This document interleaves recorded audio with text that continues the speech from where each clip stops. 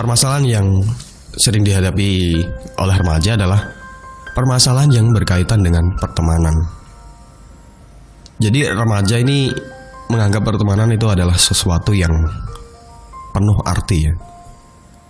Tapi beda dengan orang-orang dewasa karena pertemanan ya memang lingkungannya seperti itu. Maksudnya apa? Ya kayak ginilah, ngomongin di belakang atau mungkin menjelek-jelekan kamu di belakang, itu hal yang lumrah lah menurut saya. Atau mungkin menyalahgunakan kepercayaan, nah itu juga terjadi di masa-masa dewasa juga. Banyak sekali orang-orang yang sudah dewasa mengalami hal tersebut. Tapi bagi para remaja itu merupakan hal yang baru karena mereka berpikiran bahwa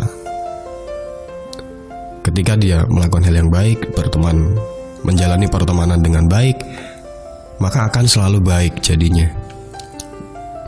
Ya itu nggak salah sih, tapi kita juga harus menanamkan sifat pertahanan diri ya. Jadi jangan serta-merta langsung memberikan semua kepercayaan dengan penuh kepada teman atau orang-orang sebaya kalian. Jadi banyak sekali remaja yang mengeluhkan proses pertemanan yang menurut mereka cukup sulit dan berat. Ya seperti yang sudah dibahas di atas tadi ya, seperti tentang tekanan dari kelompok atau geng dan sejenisnya. Jadi mereka butuh pengakuan, apalagi orang yang mungkin tidak suka dengan menjadi geng atau semacamnya ya. Di sekolah kan ada itu kayak geng kelompok-kelompok lah, entah itu dari cewek atau cowok. Mereka tidak menyukainya, ada yang tidak menyukai hal seperti itu. Jadi ketika mereka berhadapan dengan orang seperti itu, mereka bisa menjadi korban bullying atau mungkin mendapat tekanan, merasa tidak nyaman dengan orang-orang seperti itu.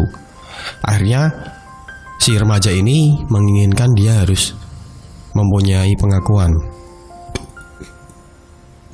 Saya harus masuk di geng tertentu supaya disegani, supaya diakui. Nah inilah yang menimbulkan lingkungan sosial pertemanan yang cukup sulit gitu. Belum lagi ditambah faktor senioritas di sekolah. Apalagi untuk teman-teman remaja yang mungkin dari SMP ke SMA, nah ini yang lebih rentan terhadap senioritas di sekolah. Ini yang membuat para remaja mungkin pilih-pilih lah. Dia mau masuk ke sekolahan tertentu tapi takut kalau siswa-siswa di sekolah yang baru itu nakal-nakal atau jahat-jahat gitu ya.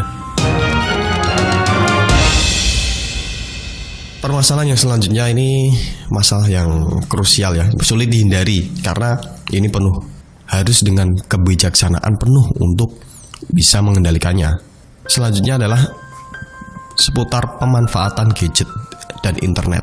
Jadi saya yakin kok remaja ini tahu bahwa gadget itu dan internet bisa menimbulkan sebuah candu, yang ke arah negatif. Ya intinya gadget dan internet ini bisa membuat orang kecanduan. Akibatnya apa? Mereka kehilangan fokus mereka terhadap nilai-nilai akademik. Tapi kalau kita menyadari bahwa sekarang memang di sekolah pun, di tingkat SMP bahkan SD, sekarang gadget juga sudah digunakan sebagai media belajar. Karena seperti ya tugas-tugas dari sekolah itu memang mengandalkan gadget gitu. Tapi di sini yang perlu ditekankan adalah kita harus bisa melatih kontrol kita. Kita harus bisa mengontrol dengan baik kapan waktunya main gadget, kapan waktunya berhenti. Jangan sampai menimbulkan rasa candu terhadap gadget dan internet. Karena internet ini banyak sekali ya konten-konten yang negatif atau konten-konten yang kelihatannya positif, tapi pikiran kita seakan digiring untuk menuju ke propaganda yang dibuat. Dan biasanya remaja atau orang-orang yang kurang bisa mengerti propaganda atau hal-hal yang belum tentu ada sumber kredibelnya, asal percaya gitu aja karena berita itu dibuat sesuai dengan apa yang kalian inginkan. Maksudnya, kalau ada berita yang kelihatannya cocok dengan kalian, memang berita itu dibuat untuk pemikiran-pemikiran yang seperti kalian gitu. Jadi kalian harus bisa bijak dalam mengikuti konten-konten yang ada di media sosial. Yang selanjutnya banyak sekali yang sudah disebutkan di atas, yakni kasus bullying. Bahkan di negara-negara maju pun kasus bullying ini masih menjadi hal yang sering dijumpai di lingkungan remaja, apalagi di lingkungan sekolah. Bagi para pelaku bullying sendiri, pola asuh yang keliru membuat anak merasa berhak menindas teman yang berbeda dengan mereka.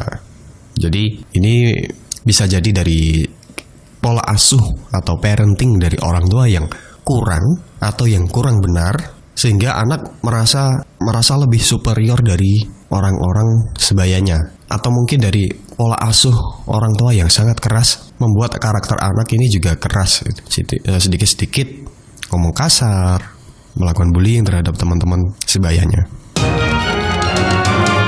Yang selanjutnya adalah salah satu kasus yang juga banyak ditemui oleh remaja-remaja akhir-akhir ini ya, adalah stres.